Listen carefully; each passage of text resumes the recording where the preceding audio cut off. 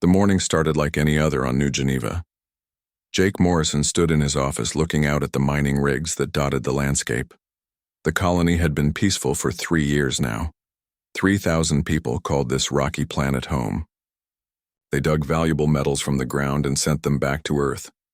It was simple work, but honest work. Jake's coffee was still hot when the alarms began to scream. Dr. Lisa Campbell was checking on patients in the medical center when the building shook. She dropped her tablet and ran to the window. Dark shapes moved across the sky like storm clouds, but these clouds had sharp edges and glowing lights. Ships. Alien ships. The colony's defense system tried to fight back. 6 small cannons fired bright beams into the sky. The alien ships barely noticed. One beam hit a massive vessel and left only a tiny black mark on its hull. Jake watched from his office as return fire turned the defense cannons into melting metal. All citizens report to emergency shelters immediately. Jake's voice echoed through the colony's speakers. His hands shook as he spoke. They had practiced this drill many times, but no one ever thought it would be real. Lisa ran through the corridors helping people get to safety. Mrs. Betty Williams carried her baby while her husband Tom grabbed their emergency bag. The Johnson family ran past with their 3 children.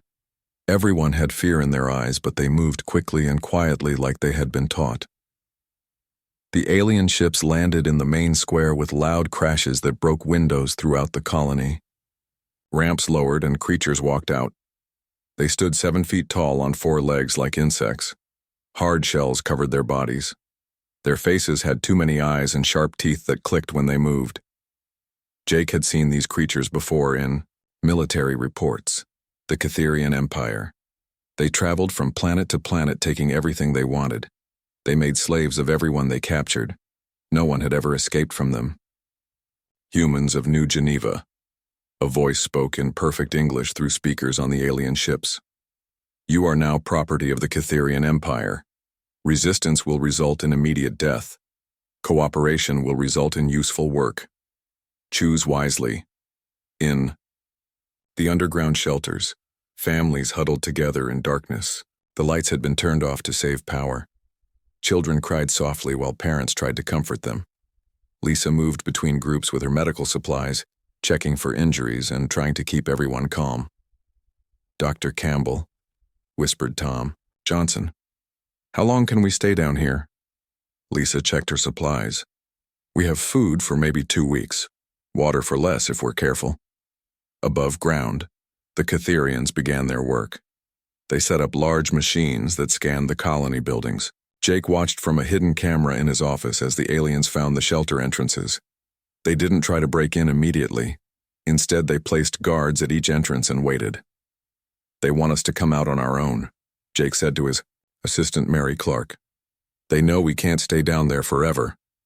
The Catherians worked with horrible efficiency. They separated the colony into sections and began building structures that looked like cages. Large metal boxes that could hold many people. Jake had seen similar things in intelligence photos from other conquered worlds. On the second day, the aliens started broadcasting messages directly into the shelters. Human females will work in medical facilities. Human males will work in mining operations. Human children will receive proper education in Catherian values. All humans will be well cared for as long as they obey. But Jake knew the truth from classified reports. Medical work meant forced breeding programs. Mining work meant death from exhaustion in dangerous conditions. Education meant brainwashing children to serve their captors. Lisa tried to keep spirits up in the shelters, but resources were running low. The air recycling system was making strange noises. Some of the older colonists were getting sick from the stress and poor conditions. She knew they would have to surrender soon or watch people die from neglect. We need to send a distress signal, Jake told Mary. Even if the nearest fleet is weeks away, someone needs to know what happened here. Jake crawled through maintenance tunnels to reach the emergency communication array. It was a small transmitter hidden beneath the colony's power plant. The Catherians hadn't found it yet because it looked like part of the electrical system. His hands shook as he activated the device. This is New Geneva Colony Administrator Jake Morrison. We are under attack by Catherian Empire forces. 3,000 civilians need immediate assistance. They have superior numbers and technology. We cannot hold out much longer. Please, anyone who receives this message, help us. The signal traveled through space at light speed. It reached the Terran Defense Network communication centers, but the nearest military fleet was 3 weeks away. The message was forwarded to various emergency response teams, but none could arrive in time to help. What Jake didn't know was that his desperate call had reached something else entirely. Far from New Geneva, in the darkness between stars, a ship called Nightfall received the transmission. It was unlike any vessel in the official fleet. Black metal hull that seemed to absorb light. No identification markings. No windows showing crew inside. Captain Alex Kane sat in the ship's command center, reading Jake's message. Around him, 12 men and women prepared equipment in silence. They didn't speak much to each other, they didn't need to. Years of working together had taught them to communicate with small gestures and shared looks. How long to reach New Geneva? Alex asked his navigator. 36 hours if we use the experimental slip space drive, came the reply. Alex nodded. Begin preparations. Full combat load. No prisoners protocol. The crew moved through the ship like shadows. They checked weapons that fired energy beams hot enough to melt steel. They tested armor that could stop bullets and knife blades. They reviewed files on Catherian biology, looking for ways to kill the aliens quickly and quietly. These men and women were volunteers for a program that pushed human bodies beyond normal limits. Stronger muscles, better reflexes, eyes that could see in complete darkness, hearts that could pump blood faster during combat, minds that could process information, like computers. They called themselves Ghost Division because they appeared and disappeared without leaving traces. Official military records didn't mention them. Government files had been deleted. Even their families thought they were dead. Back on New Geneva, the situation grew worse each day. The Catherians began forcing colonists out of the shelters by cutting off air supplies.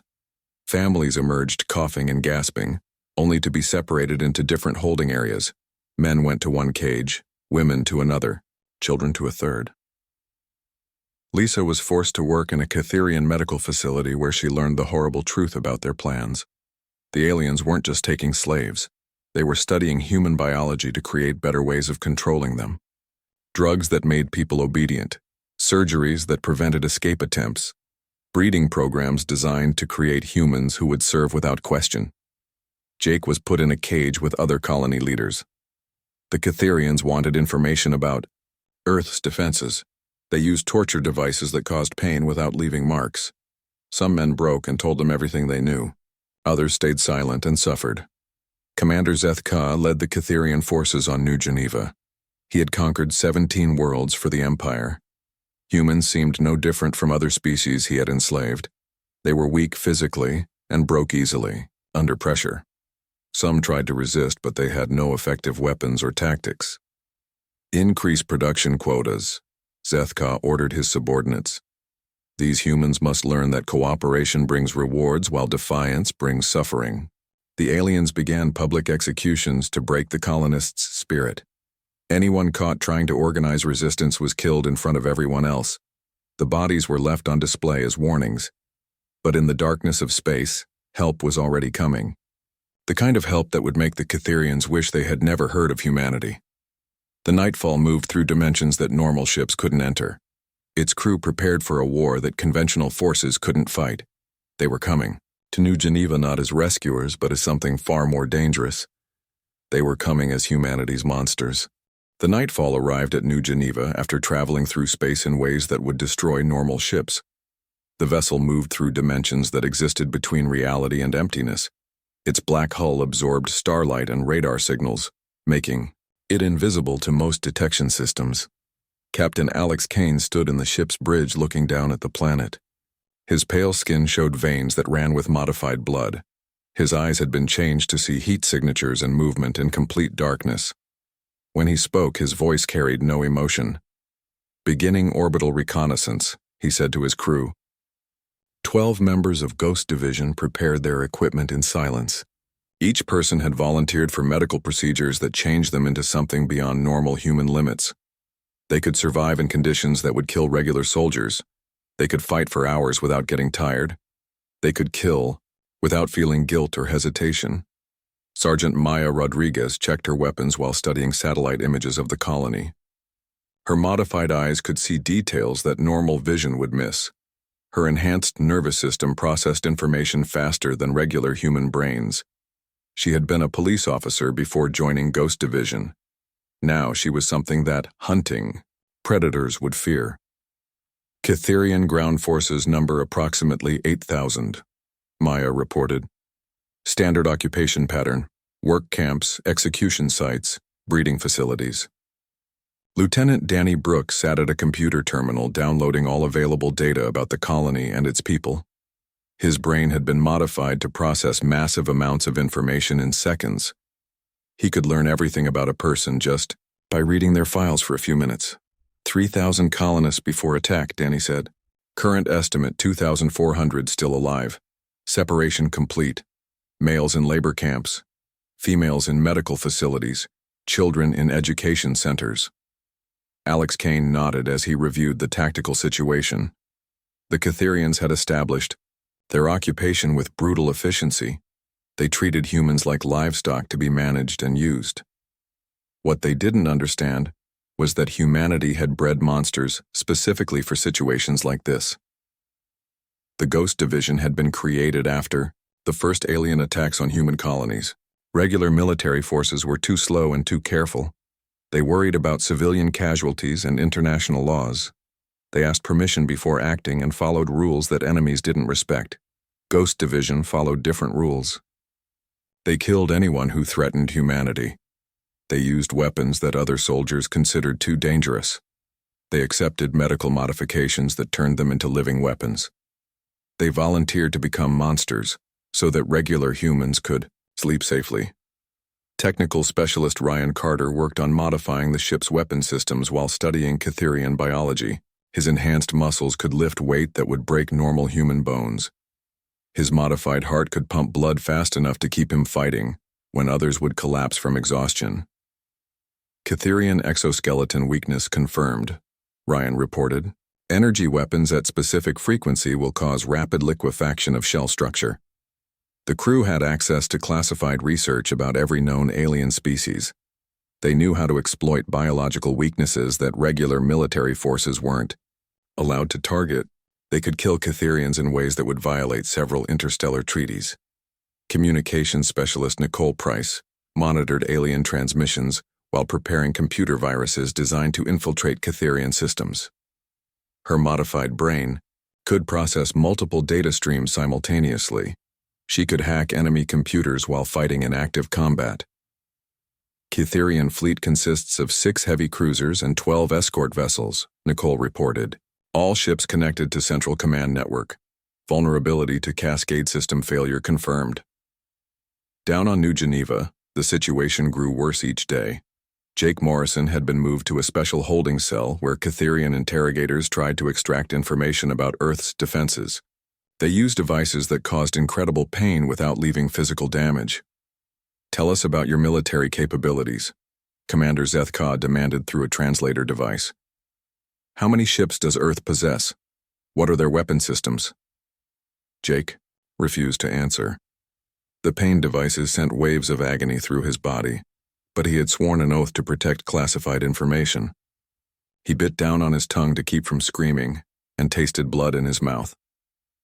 Dr. Lisa Campbell was forced to work in a Cytherian medical facility, where she learned horrifying details about their long-term plans. The aliens weren't just taking slaves. They were conducting experiments to create better ways of controlling human behavior. Subject responds well to neural modification, a Cytherian scientist noted while performing surgery on an unconscious colonist. Obedience protocols can be installed with minimal brain damage. Lisa watched in horror as her fellow colonists were turned into mindless servants. The procedure removed their ability to think independently or resist orders. They became living robots that would do anything their masters commanded. The Cytherians had perfected this process on dozens of other worlds. They studied each species they conquered and developed custom methods of control. Humans were proving more challenging than expected because of their unpredictable nature, But the aliens were confident they would solve this problem. Meanwhile, Ghost Division completed their preparation for assault. Each team member carried weapons designed specifically for fighting Catherians. Energy rifles that could melt through alien armor in seconds. Explosive devices that targeted Catherian biology. Combat drugs that would keep them fighting even with severe injuries. Mission parameters, Alex Kane announced to his crew. No prisoners, no mercy, no evidence. The galaxy needs to learn that humanity breeds monsters for situations exactly like this. The team reviewed their individual assignments. Maya Rodriguez would handle perimeter security and guard elimination. Her modified senses could detect enemies from incredible distances. Her enhanced reflexes would let her kill multiple targets before they could react. Danny Brooks would manage tactical coordination and civilian evacuation. His enhanced information processing would let him track hundreds of variables simultaneously. He could plan rescue operations while fighting active combat. Ryan Carter would handle heavy assault and structural demolition. His enhanced strength would let him use weapons too powerful for normal soldiers. He could tear through Catherian defenses, with his bare hands if necessary. Nicole Price would manage electronic warfare and intelligence gathering. She could infiltrate alien computer systems while uploading viruses that would turn their own technology against them. She could steal their data and delete their files in minutes. The rest of the team had similar specializations. Each person had been modified to excel in specific aspects of warfare. Together, they formed a unit that could accomplish things that entire armies couldn't achieve. Catherian reinforcements will arrive in approximately 72 hours, Nicole reported, after intercepting enemy communications. We need to complete the mission and eliminate all evidence before they arrive. Alex Kane studied the tactical display showing Catherian positions throughout the colony. Regular military doctrine would require weeks of planning and thousands of soldiers to assault such a well-defended position. Ghost Division would do it in one night with 12 people. The colonists think they sent a distress call asking for rescue, Alex said to his team. They don't understand that they called for something much more dangerous than help. They called for justice. The crew made final equipment checks as the nightfall moved into position above New Geneva. Their weapons were loaded. Their armor was sealed. Their combat drugs were prepared. They had trained for missions like this for years, but each operation was different. Remember, Alex Kane told his team as they prepared to deploy. These colonists have suffered enough. They don't need to see what we really are. Complete the mission efficiently and maintain distance from civilians. Let them think we're regular soldiers who happen to arrive quickly. But Alex knew the truth that his team couldn't admit. They weren't soldiers anymore. They were weapons that had been shaped like people. They were humanity's answer to a galaxy full of predators who thought humans were weak prey. The Catherians were about to learn that humans had created something far worse than themselves, something that thrived in darkness and fed on violence, something that would make them regret ever leaving their home world. Ghost Division was coming to New Geneva, and mercy would not be part of their mission. The attack began at midnight when New Geneva's 3 moons were hidden behind clouds. Ghost Division moved through the darkness like shadows with teeth. They descended from the nightfall in small pods that landed silently in different parts of the colony. Maya Rodriguez touched ground near the main Catherian command post. Her modified eyes saw heat signatures of 12 alien guards patrolling the perimeter. Her enhanced hearing picked up their clicking voices and the sound of their 4 legs on metal flooring. She moved toward them with predatory silence. The first guard died without making a sound. Maya's knife slid between the plates of his exoskeleton and found the nerve cluster that controlled his breathing.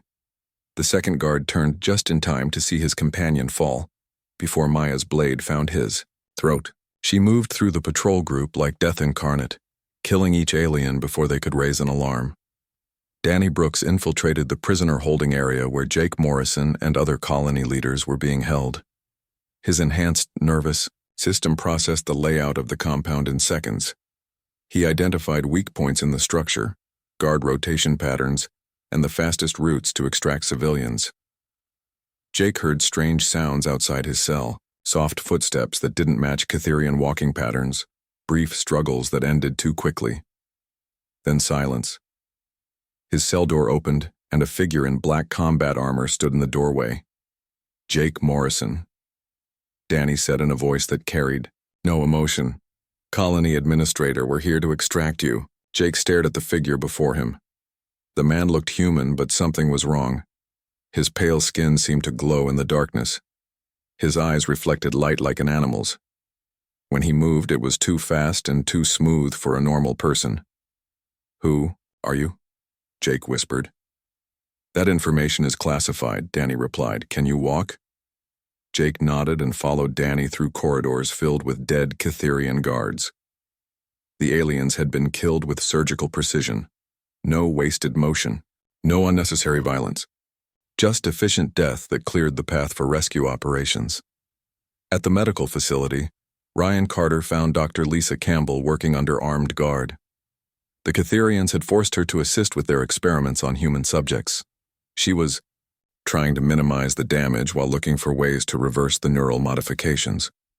Ryan appeared in the doorway like a nightmare made real.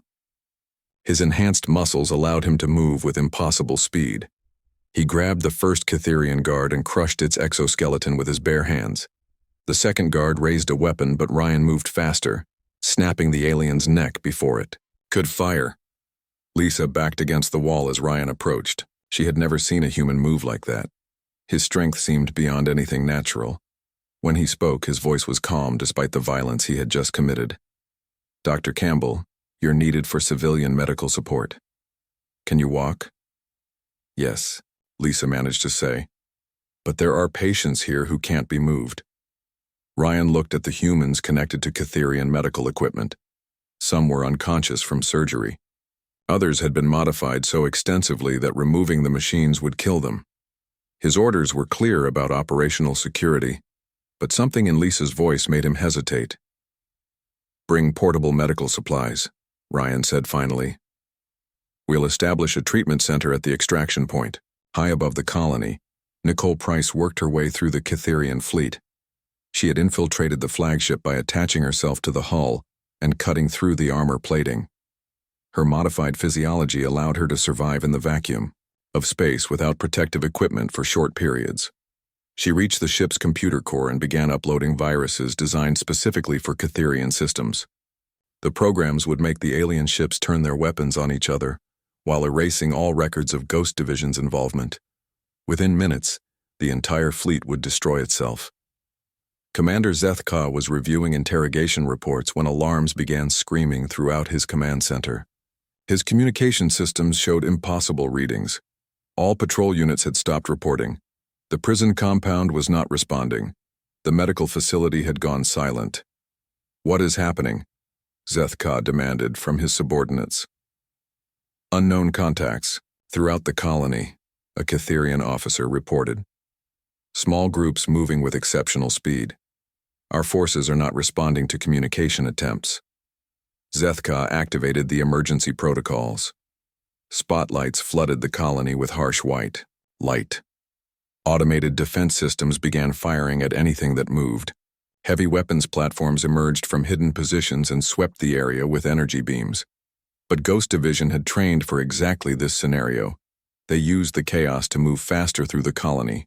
The bright lights helped their modified vision track targets more easily.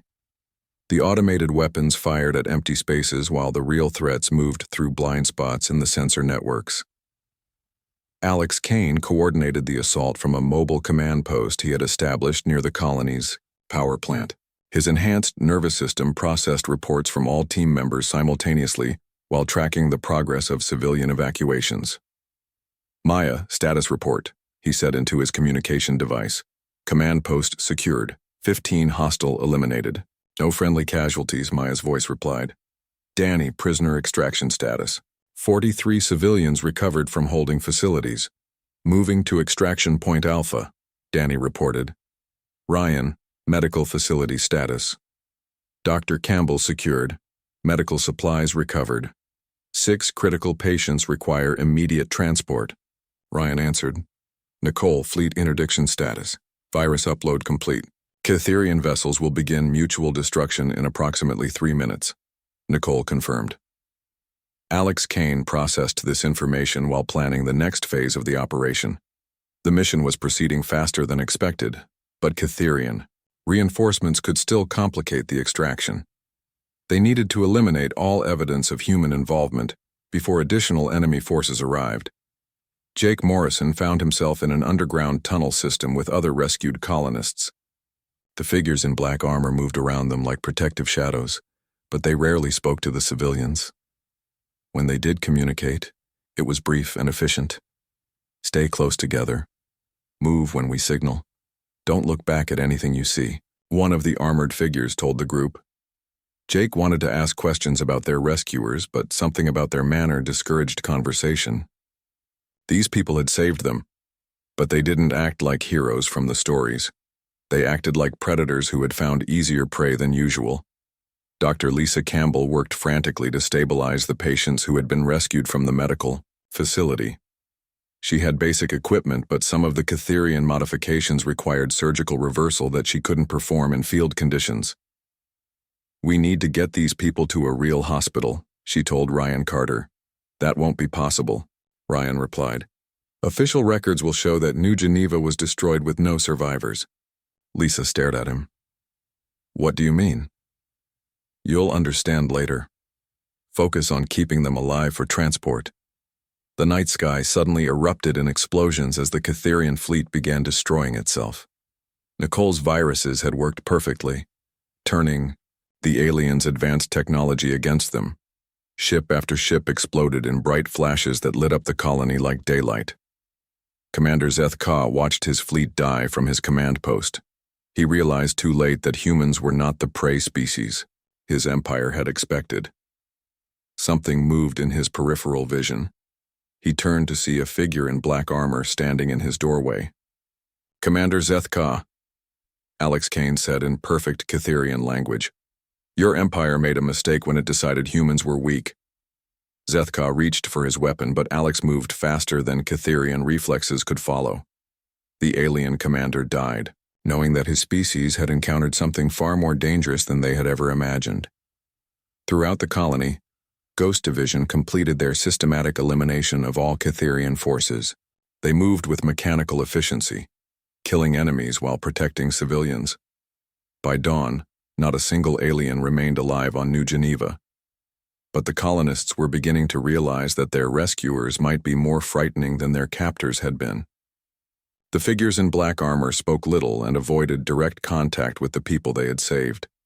They completed their mission objectives with an emotional distance that was somehow more unsettling than gratitude would have been. Jake Morrison looked at the faces of his rescuers when their helmets were removed. They looked human, but their pale skin and strange eyes marked them as something else. Something that humanity had created in darkness to fight wars that regular soldiers couldn't win. The battle for New Geneva ended 18 hours after it began. Ghost Division had eliminated over 8,000 Catherian soldiers and support personnel without losing a single team member. The colony's buildings remained mostly intact. The civilian death count was lower than anyone had dared hope. Jake Morrison stood in what used to be the main square, watching the armored figures move between buildings like efficient machines.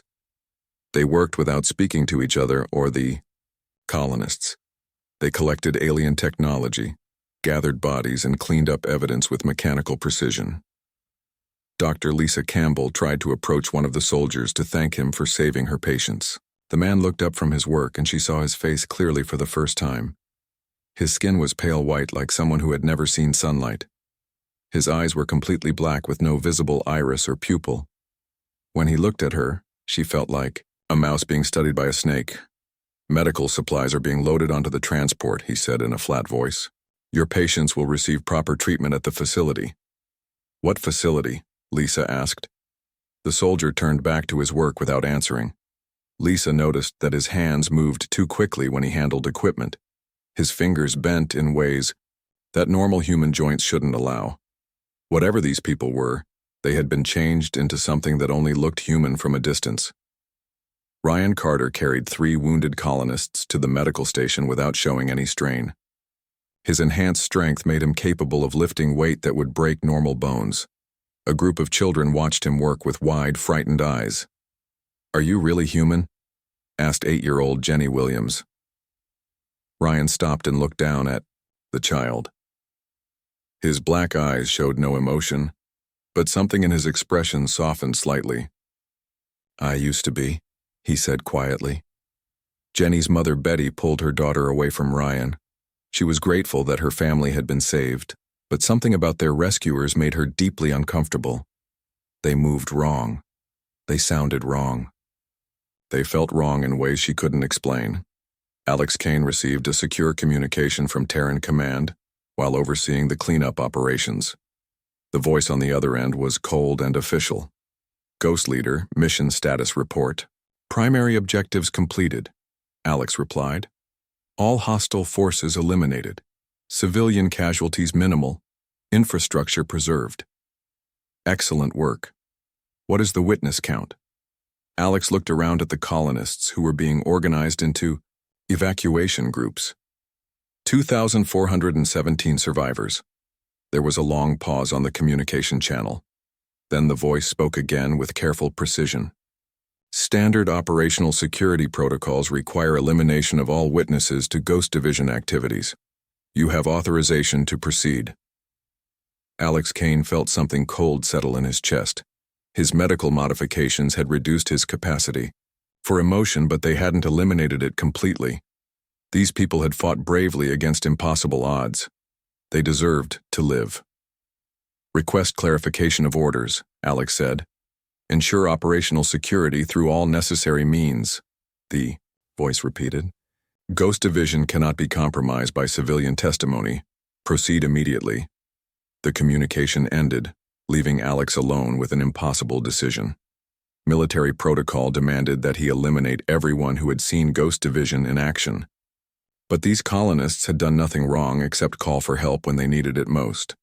Dr. Lisa Campbell was checking on patients when she overheard part of Alex Kane's conversation with his team leaders. The words she caught made her blood turn cold. Witness elimination, and operational security, and no survivors.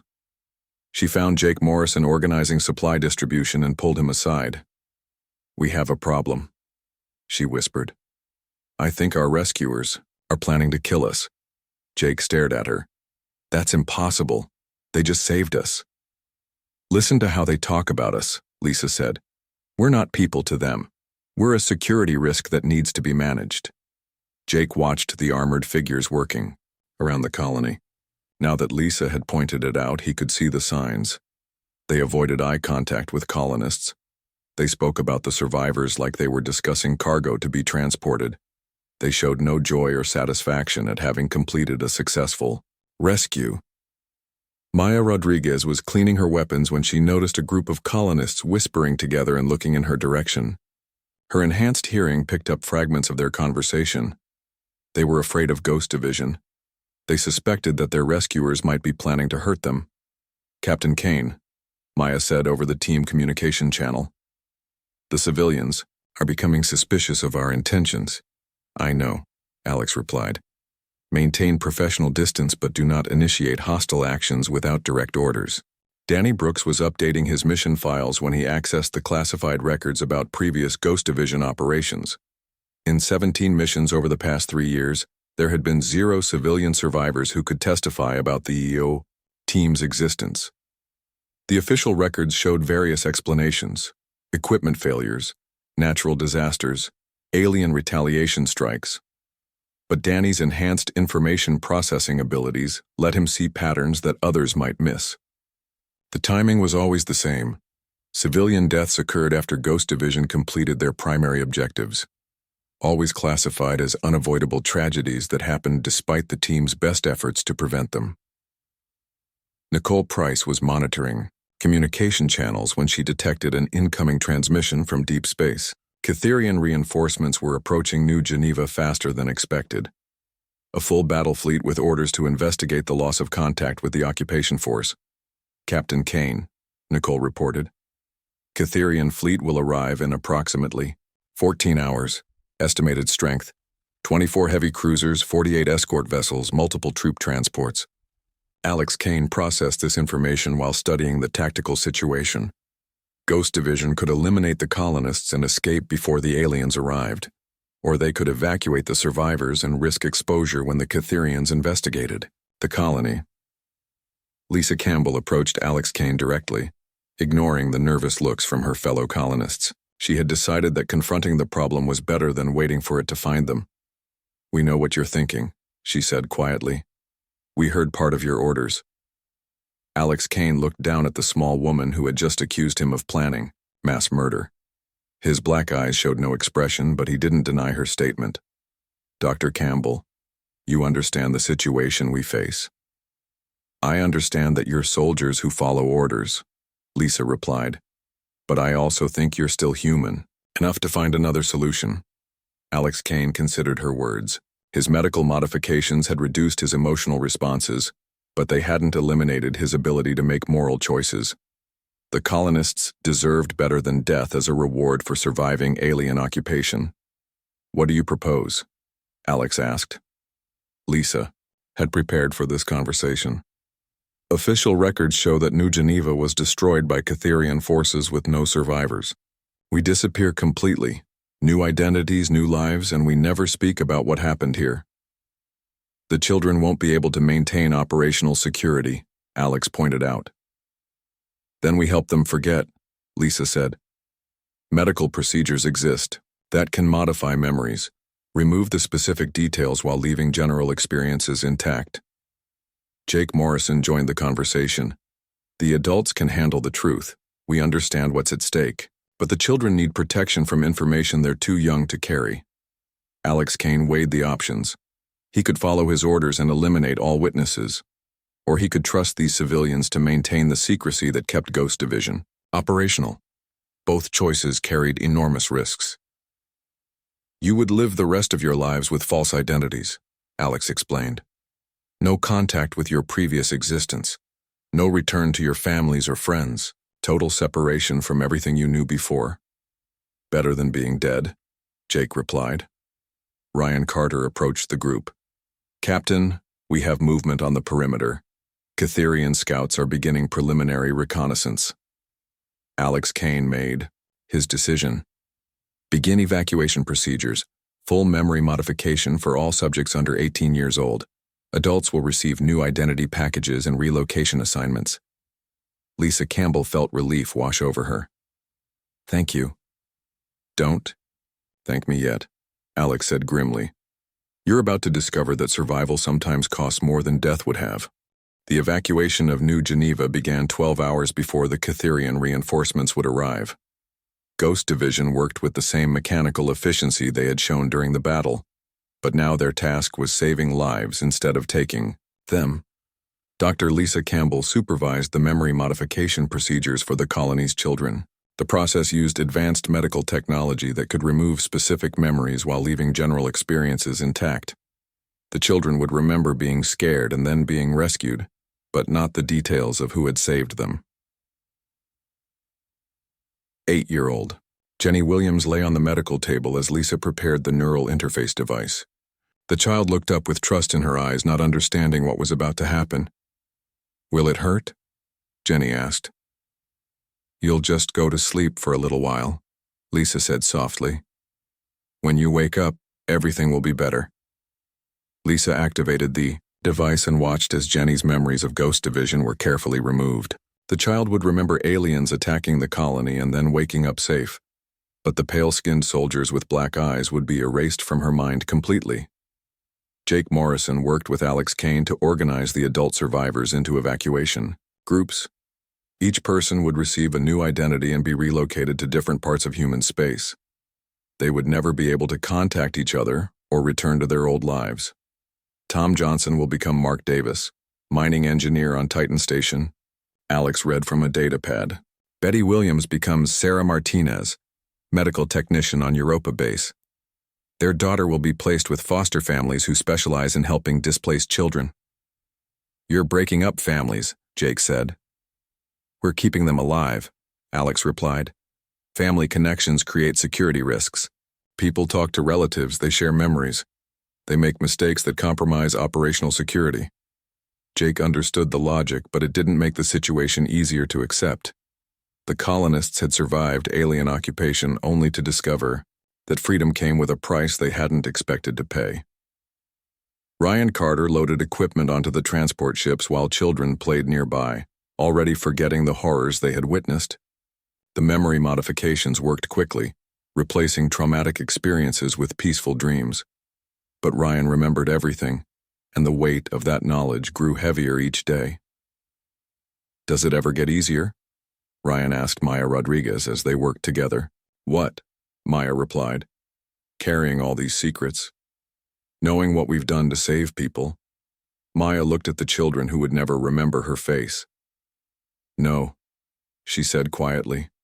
"It gets harder every time. But that's the price we pay so they can sleep peacefully."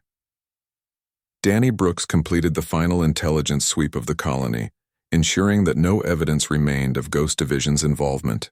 He deleted computer files, destroyed physical evidence, and uploaded false data that would support the official story of total destruction. His enhanced processing abilities let him work faster than normal humans, but they also forced him to remember every detail of what he was erasing. Every family photo that had to be destroyed. Every personal belonging that might identify a survivor. Every trace of the lives these people had lived before today. Nicole Price worked with explosive experts to prepare the colony for destruction. When Catherian reinforcements arrived, they would find only wreckage that supported the story of successful conquest, followed by catastrophic system failure. The aliens would never suspect that humans had been responsible. "Charges set in primary structures," Nicole reported. "Detonation will occur 6 hours after our departure. Blast pattern will simulate accidental explosion in the power plant." Alex Kane monitored the evacuation progress while preparing his final report for Terran Command. 2,417 civilians had been successfully relocated, with new identities. 0 witnesses remained to compromise Ghost Division's secrecy. The mission would be recorded as a complete success. But Alex felt no satisfaction in this achievement. Each successful mission created more questions about what Ghost Division was becoming. They started as soldiers defending humanity. Now they were something that even humans found frightening. Dr. Lisa Campbell received her new identity documents from Danny Brooks. According to the papers, she was now Dr. Elizabeth Manning, a medical researcher assigned to a classified facility on Luna. Her past as a colony doctor would be erased from all official records. "Your new position involves studying enhanced human physiology," Danny explained. "You'll have access to genetic samples and medical data from Ghost Division operatives." Lisa stared at him. "You want me to study you? We want you to help us find a way back," Danny said quietly. "If that's even possible." The transport ships began loading passengers as the deadline approached. Families were separated according to security protocols. Children went to specialized facilities where they would receive new identities and be placed with foster families. Adults were distributed across different colonies and space stations. Betty Williams held her daughter Jenny one last time before the child was taken to the memory modification facility. Jenny wouldn't remember her real mother when she woke up, but she would be alive and safe from the nightmares that haunted the adult survivors. "I love you, baby," Betty whispered. "Even if you can't remember me, I'll always love you." Jake Morrison found himself assigned to colonial administration under the name Jonathan Hayes. His new job would involve improving defense protocols for frontier settlements, using his experience from New Geneva to protect other colonies. "You'll do good work," Alex Kane told him during the final briefing. "Your knowledge will save lives." "Will I ever know if it makes a difference?" Jake asked. "No," Alex admitted. "That's another price of survival. You'll spend the rest of your life wondering if your sacrifices meant anything." The last transport ship departed New Geneva as Catherian scouts appeared on the edge of the star system. Ghost Division remained behind to ensure the destruction sequence proceeded correctly and to eliminate any final evidence of their presence. Maya Rodriguez watched the transport ships disappear into hyperspace, carrying people who would never remember her face or know her name. She had killed dozens of enemies to save those civilians, but they would live their new lives believing that anonymous heroes had rescued them. "Do you think they'll be happy?" Maya asked Alex Kane. "Some will be," Alex replied. Others will spend years wondering what really happened to them, but they'll be alive to wonder about it. The colony's power plant exploded exactly on schedule, sending a column of fire into the night sky. Secondary explosions followed as the destruction spread through the settlement. When Cytherian reinforcements arrived, they would find evidence of successful conquest followed by tragic accident. Ghost Division departed New Geneva as the flames consumed the last traces of their mission. The Nightfall vanished into slipspace, leaving behind a story that would never be told and heroes who would never be remembered. Commander Vectha arrived with the Cytherian reinforcement fleet to find only wreckage where a thriving colony should have been. His sensors detected no life signs and no evidence of human military intervention.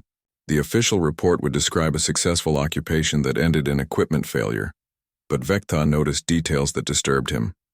The destruction patterns were too neat. The evidence was too convenient.